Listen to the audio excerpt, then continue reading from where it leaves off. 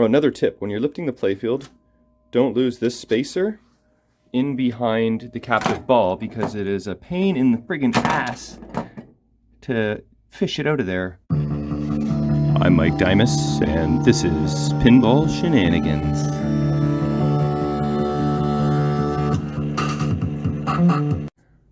Alright, welcome back to another episode of Terminator 3 today. Last episode you saw me and Andrew set this up, play a test game, and me end up getting to the wizard mode and beating the TX Terminatrix on the very first game, which was awesome and a little bit sad to kind of achieve that already on game one. But since then, I have done many things. Oh, let's see. What did I do? Okay. I did try to make it more difficult, so I raised up the back legs a bunch. I also messed with the settings. Well, as a matter of fact, I did a factory reset because I changed the batteries out for some NVRAM. I'll show you that in a minute. But so I started from scratch in the settings because Lenny, the previous owner, had some custom settings there. Long ball save and 5 extra balls allowed per game. Now that could be factory even, but I turned it to 0 extra balls, 5-second ball save instead of 15 seconds. Oh, there's so many different things I did. I'm gonna have to try and remember. When I first powered this on, it kind of like came on and sort of like kind of turned off, sort of delayed for 5 seconds and then fired up. And when I was going through the settings, I remembered, because I stumbled across the setting, that there is actually a setting called fast boot, and it's, you know, factory disabled. So I enabled it, and now, oh, I can show you right now. It powers up. See, it comes on, and oh, well, you're not going to find balls because they are removed, and also coin doors open, so the solenoids are not going to be activated. But yeah, so I changed it to fast boot, and now it boots up as one would expect. What is going on here?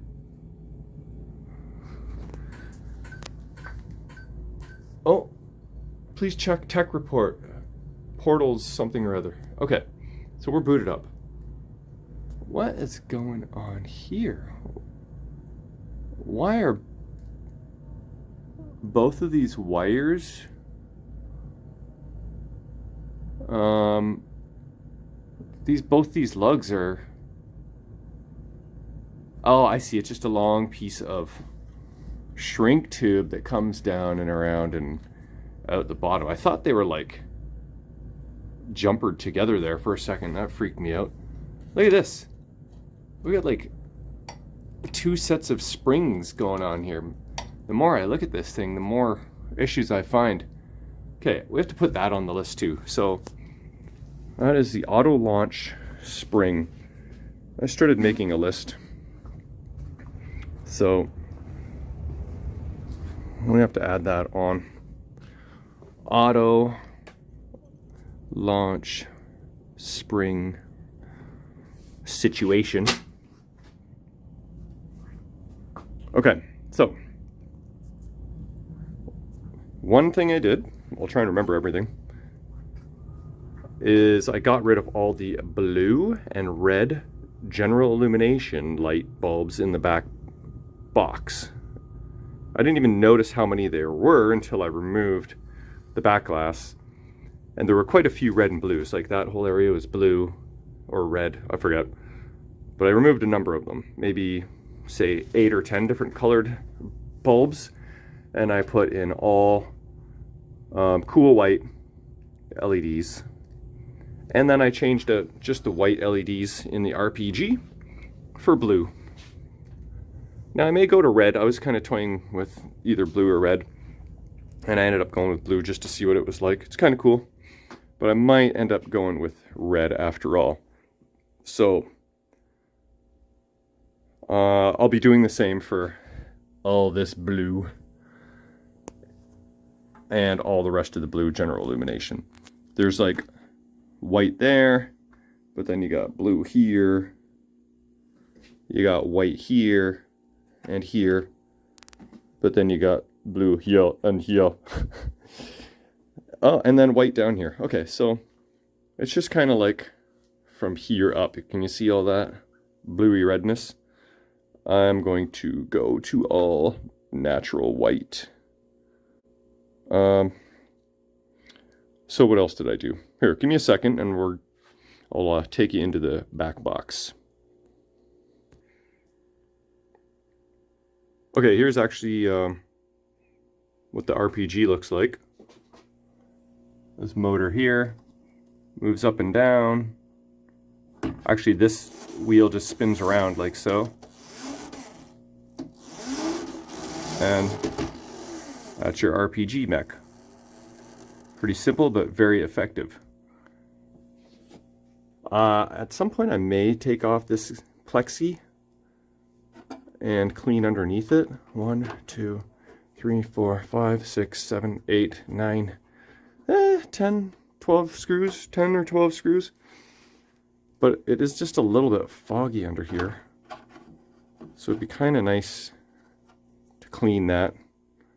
It's not that noticeable though, but I was gonna mostly show you back here. Oh yeah, also these were there was 2 blue and 2 red or something like that, so I put those all white as well, and that's where the blue RPG lights are, targets.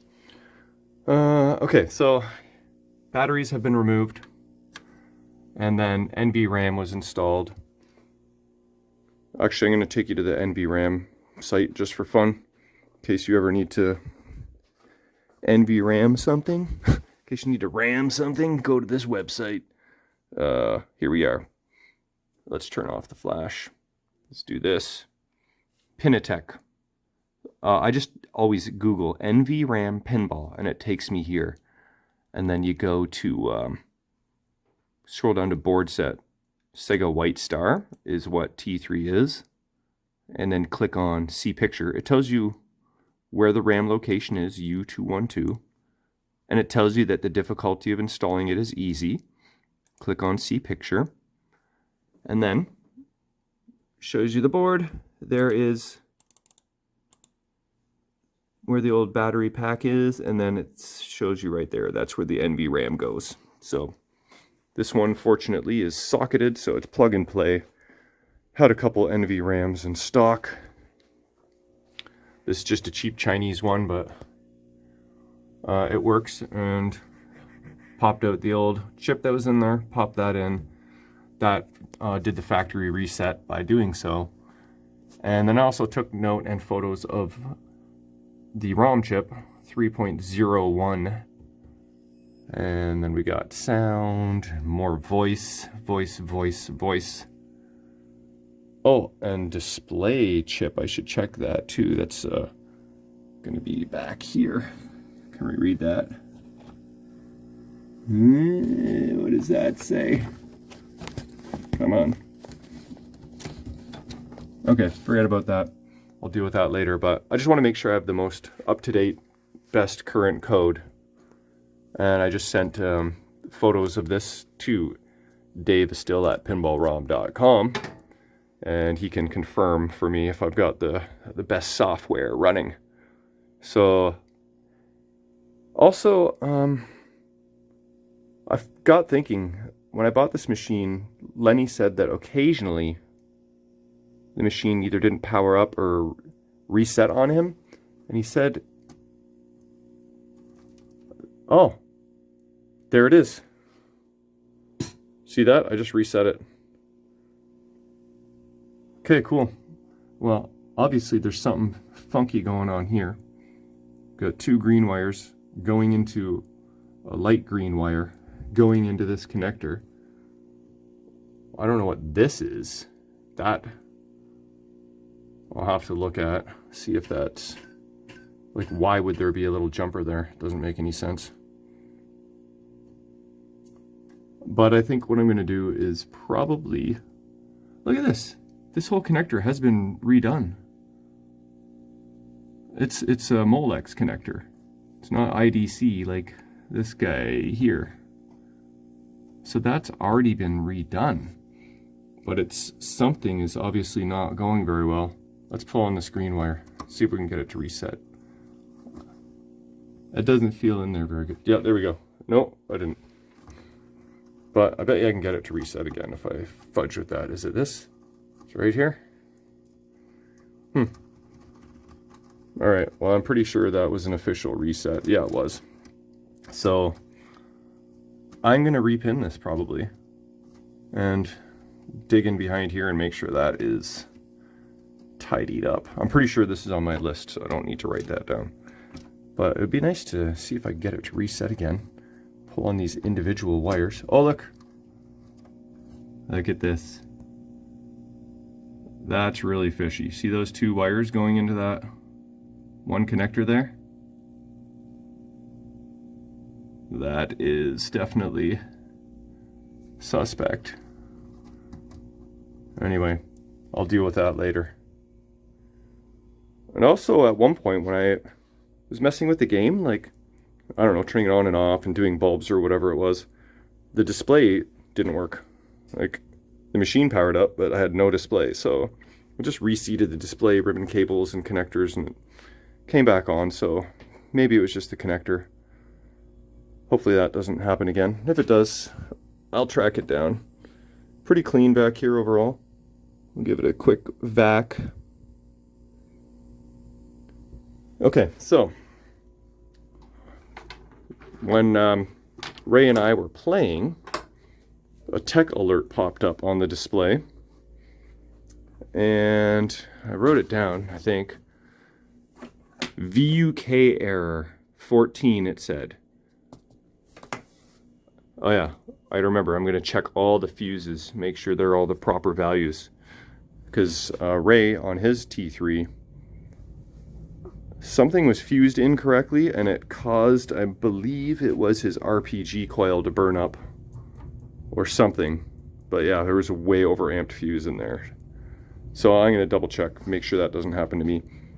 Okay, give me 1 second. I'm going to show you what that operator alert was all about. 1 second.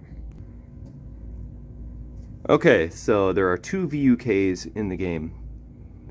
I believe this, is this the one? No, that's the drop target. Is this it? That is just an up post. This looks like another up post. Is this it? That might be another up post. I'll have to double check, but can you see what's going on here? Look at this. The windings of this coil are outside of the coil. How did that happen and why? So I have the coin door open, so it won't happen now. It shouldn't. But when this would activate, sometimes it would stay up. And then I literally would bang on the playfield and it would fall down. I was kind of just testing my theory that it was a mechanically stuck coil. Bang on the playfield, then I'd activate it, and sure enough it would activate in solenoid test. Then it wouldn't until I banged on the playfield, which knocked it back down. But with the power on, let me close the coin door, see if this happens. I don't think it will because the game isn't started, but if I was doing this, there it is, see that? It's actually stuck. It's like something is shorting or something. But yeah, so there's that. That is going to get replaced. I gotta find, I believe it's a 26-1200. There's a lot of those 26-1200s in this game. Those are the pop bumpers. But I'm pretty sure, oh, I think I did confirm it. Oh, I'm just bumping into the back glass. 26-1200 right here on the chair. That could have been deadly.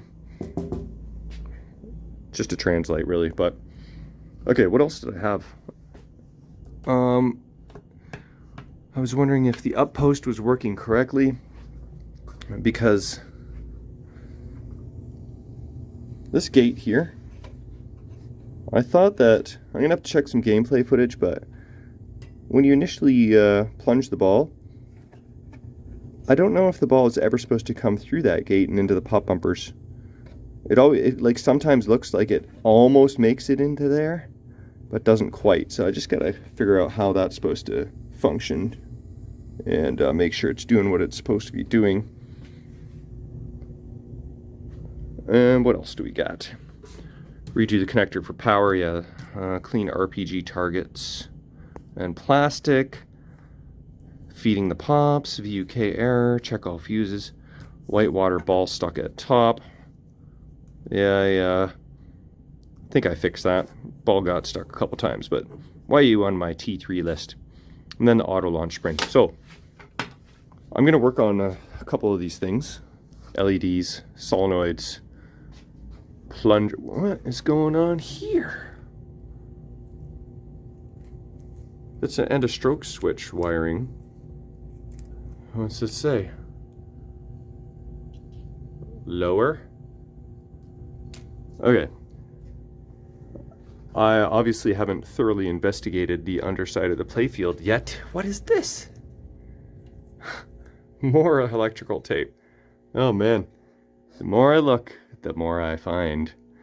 But that's okay. I want to, you know, fix this thing to make it pretty much 100% if I can. Undo any hacks, tidy up any wiring, and make sure Arnold is very happy.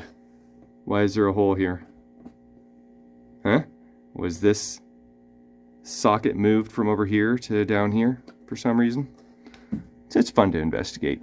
Anyway, I've been blabbering on for long enough here, so I will report back when there's some progress made. Alright, can you tell I removed a bunch of blue LEDs? They don't even fit in my compartment anymore.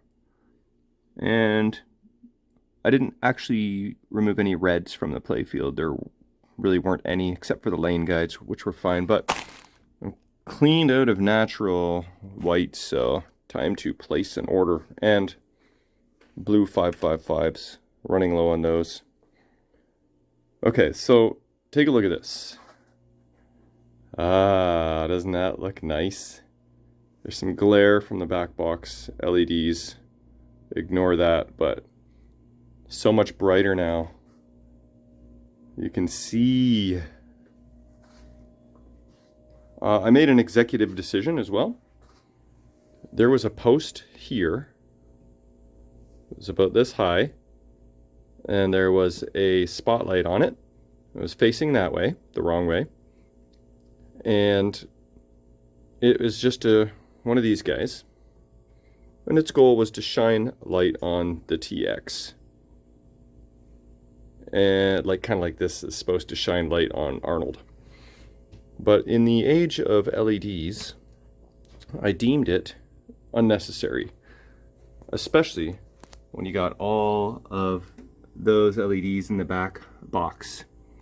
So yeah, in an incandescent world, you might have needed that spotlight to give a little illumination there. In LED world, look how bright it is back there. It's beautiful. I decided to remove it completely. So it was actually quite the royal pain in the ass having to feed it. First of all, I had to cut the zip tie, which was tied to this wire, feed it down through this hole, then through a hole in the Playfield, and then cut a zip tie or two and feed it through a wire harness, but I removed it.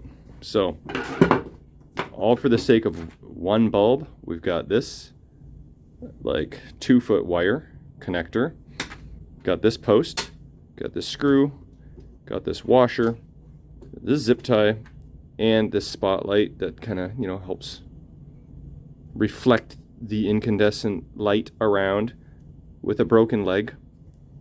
So all that for the sake of one incandescent bulb that we do not need. So, and it's a big honking obstacle there that is no longer. So I like that decision. I'm happy with it. No real need to remove this. It's fine. It does not offend me at all. But I think I got every bulb that was blue. Let's do one last look. Oh, I also talked to Davis Still at pinballrom.com, and he said that the ROMs for T3, did you see that? It said 3.0, are currently up to 4.0. Well, the latest ROM revision is 4.0, and I'm running at 3.0. So I just ordered a set of 4.0 ROMs and a couple of spare NVRAMs that I'm sure I will need in the future. Also noticed we're going to need to put some target foam behind this guy. Oh, look. That's just like a little makeshift cupboard door dampener. So that's kind of cute. Not a bad solution. But I have target foam, so I'm going to stick some on there. But just in case, I better write that one down. Target foam. And I'll check the other targets as well. Make sure that they aren't completely destroyed. Oh, that looks like somebody added that on too. That looks like kind of like my dampening foam that I use. So maybe Lenny, the previous owner, did these guys. Okay, that's all right then. I'm good with that. I'll just put one piece there, and then I'll probably go around and clean the black off of the blue rubbers. I can get that pretty much cleaned right up there with some rubbing alcohol. Some dusty posts here. I wonder if I could easily yoink those off and change them to like red cliffy posts. Probably have to remove a number of things, so I may or may not do that. But what else? Is there anything else? Oh yeah, I want to test all the flashers. I did all for the back box. They're all good. Why don't we go into flasher test for fun? Blind your eyeballs. I already blinded mine. Diagnostics. Oh shit, no. Previous. Flash. Cycling flashers, that's what we want, but we gotta close the coin door to engage that power. Here we go, look at the back. Oh yeah, all four of those work. Then there's these two guys. They work. Oh. Uh-huh. This guy here needs to be dealt with. And then we have to find out which ones in the on the underside of the playfield are flashers. So super jackpot. And that could be it. I'll check the manual. Also, this drop target is kind of low. So I'm going to raise that up a bit so the ball can't rest in the little groove there. Can you see that? I'm going to raise that up. Noticing all this as I go. Let's write that down. Raise, up, drop. Okay, we'll do that. And I'll double check if there's any other flashers, like maybe Final Battle could be. I'll just raise the playfield up and have a visual inspection there. Sometimes there's a flasher between the pop bumpers, but there's not here. And it's kind of neat to see that there's still the use of these stern stand-up targets. Even in a T3, they used one there. Same ones that were on like South Park and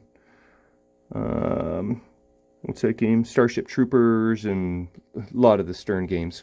There's just a one sole single one of those. They decided to not use them here for whatever reason. Maybe because they knew they were crappy and broke and were not all that reliable. Because South Park is like 99, 2000, right? And this is 2003, so they smartened up by 2003. Okay, so I also changed these guys to better LEDs. All right, well, I will be back. Okay, back to T3. 1 moon has passed since I've been here, but today I got a little distracted, sidetracked because Walking Dead is going bye-bye. I've had this game for like probably 5 years or something, and it was never for sale. But I mentioned in a previous video, someone named Adam offered to trade me his Avengers Infinity Quest Premium for my Whitewater. And I thought about it long and hard, and I decided I must keep my Whitewater. But then he suggested that he might be interested in trading for Walking Dead. I throw him some cash. This has colored EMD, mirror blades, external subwoofer, custom apron cards, translucent slingshot, rubbers, custom Cleland audio files, full LED job, and yeah, so I had my fun with it. I may regret it, but I won't know until it's gone. So anyway, that happened and is currently happening, I guess you could say. But I finally got back. Oh, I've turned on my soldering iron. I'll turn that off for now. Finally got back to T3, and I just was doing some miscellaneous stuffs. Oops, I accidentally just hit stop there instead of zoom. So first thing I did was added target foam to this guy because it was disintegrated. Then I was checking for flashers, making sure that they are all working. I checked in the schematics here. This bulb, not working. This bulb is, well, I checked the bulb. The bulb itself is actually working. So here we go.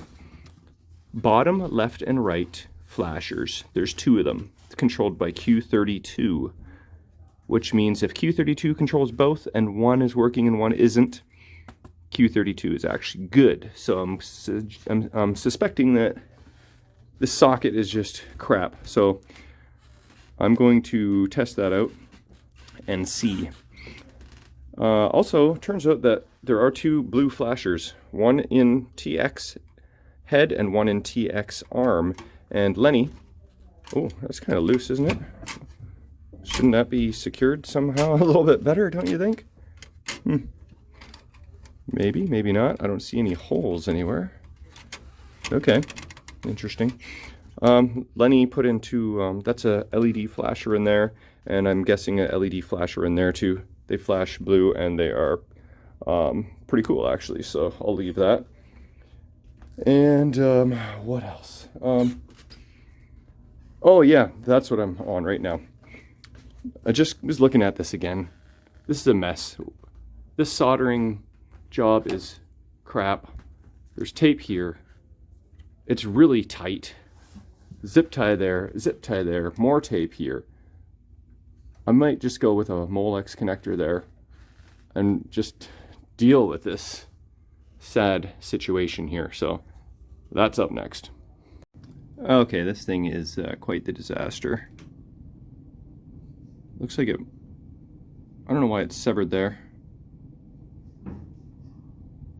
Yellow with purple stripe. Yellow with purple stripe. And then this has been added on to.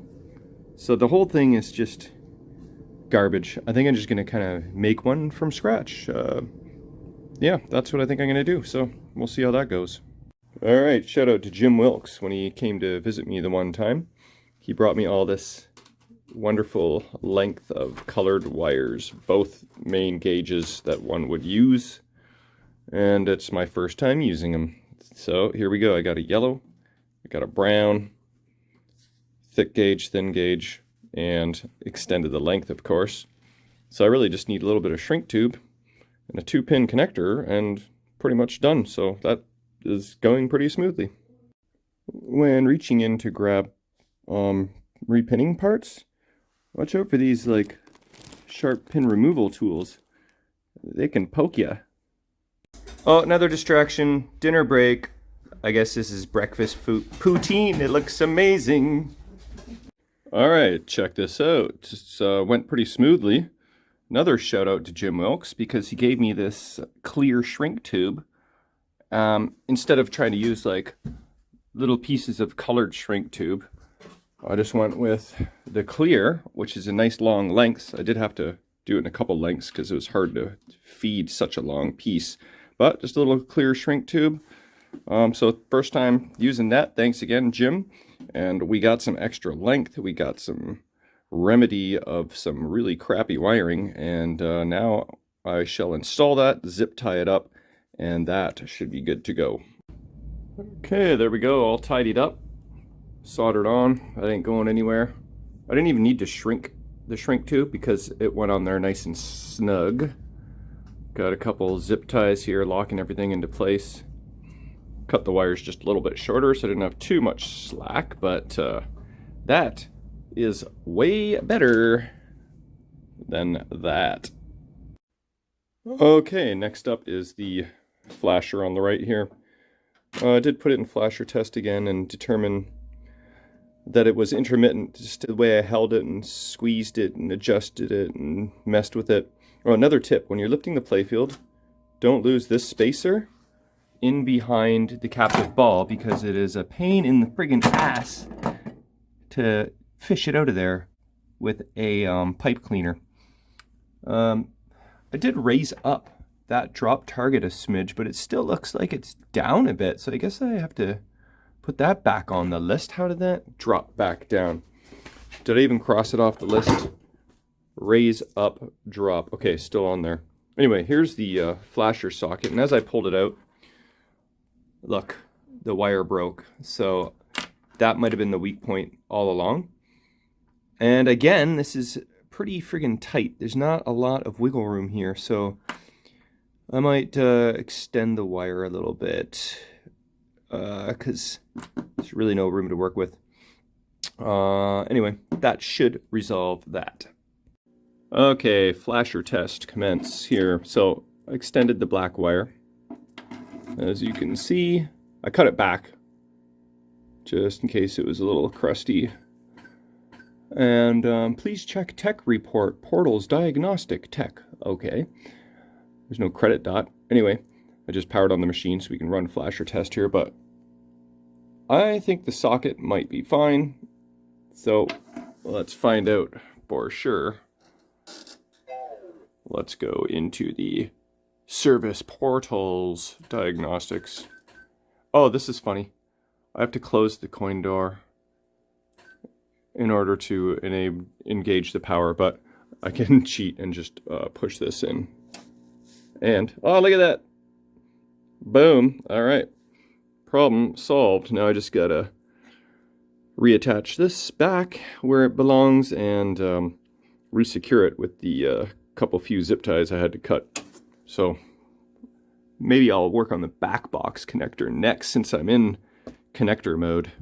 Oh, I haven't zip tied it yet, but I do have everything secured, connected, slingshot, put back together again, flasher dome. So let's give it one last test, make sure it still works. Closing the coin door right now.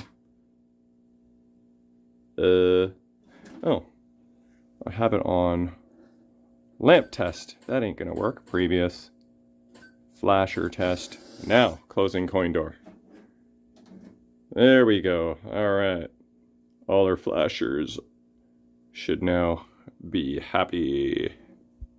All right, so there's the flasher wire here. Coming along here, new zip tie. And new zip tie there, just to replace the ones I cut. That is all tidied up. So the previous owner, Lenny, told me that once in a blue moon, the game will reset. And someone has replaced this connector, have they? Yeah, because it's a Molex. Wires going into the back straight, as opposed to IDC where wires are punched in from the side. So this is a new connector. But, like, this is some pretty bad shrink tubage going on here. This wire, oh yeah, look at that. That's pretty much just pulling out. This connection here is sketch. So I'll reuse this connector, it's fine. I'm not really sure what's going on here, but I think that should be okay. But I'm going to, it would be nice to double check. Why are these two wires Maybe they're ground because they're both white-green. I'm just guessing completely. And then this comes around here. And then, where does that go? Where does that end up? I could trace that and see, but that seems a little weird. Maybe it's normal though. Yeah, so I'm gonna figure that out if I can and redo this connector, get rid of this mess. And hopefully that will be some good preventative maintenance. I don't think it's reset on me yet, so, except when I did it on purpose by wiggling that connector. So time to tidy that up, and I can probably get rid of this zip tie as well. Okay, so upon closer examination, that connector J15 is actually for just general illumination. J16 next to it is the power. So I did find some information on PinWiki about resets on White Star machines, including reseating this connector. If deemed necessary, I may repin it. I'm going to measure the voltages, see what I'm getting. You need at least a minimum 4.85 volts. And also, there is a, I think it said R16 somewhere around here. There is a dial that you can adjust the voltage. Wait, that should be down here somewhere. Oh, there it is. R116. So, if needed, I can, so I'll have to scratch that off. They kind of sealed it so you couldn't mess with the voltage. And I could adjust the voltage just a smidge up higher if needed. So when they did whatever they did here, they actually soldered this terminal. So I guess it's okay-ish. I'm gonna repin it though. Don't you worry, I'll do a much better job. And then this just slipped out of the connector, so I'll deal with this in a better manner somehow. I'm not sure what yet. But all these other ones are in there good. They're fine, so I just need to address those two. And then move on to the big J16 power connector, which is the potential culprit. Okay, so I ended up just splitting the two wires into one wire, adding some shrink tube. It's really not easy to get two of these gauge wires onto one terminal, so this is fine and dandy. So I'm gonna basically do what they did here, but a little more tidy, and probably not burn the shrink tube. Anyway, almost there. All right, I didn't really do much different than what was done before. I just kind of tidied it up and put in a new pin. So this connector is now all happy. Just get that in there. That's our general illumination connector. So I'm gonna move on to this one next. I don't know, I'm not sure how I'm gonna approach this just yet, but I may just wrap up this video for now. It's probably dragged on quite a bit, and I think what I'll do behind the scenes is go check all these fuses and make sure they are the correct values. That's very important, and you must do that on every machine you get to prevent potential disaster. So I'll do that in the interim, but T3's coming along one wire at a time. Thanks for watching. We'll see you guys on the next one. Why didn't I just wheel my whole friggin' tool cart into this room instead of bringing every tool in individually? Anyway, fuses are checked, and there were a couple that were off. I think 2 or 3 were overamped. A couple 8 amp fuses. Well, there's 2 7 amp fuses and 1 8 amp fuse, and they were supposed to be 3 and 5 amps. So that's remedied. All right, I'm closing out this time for reals.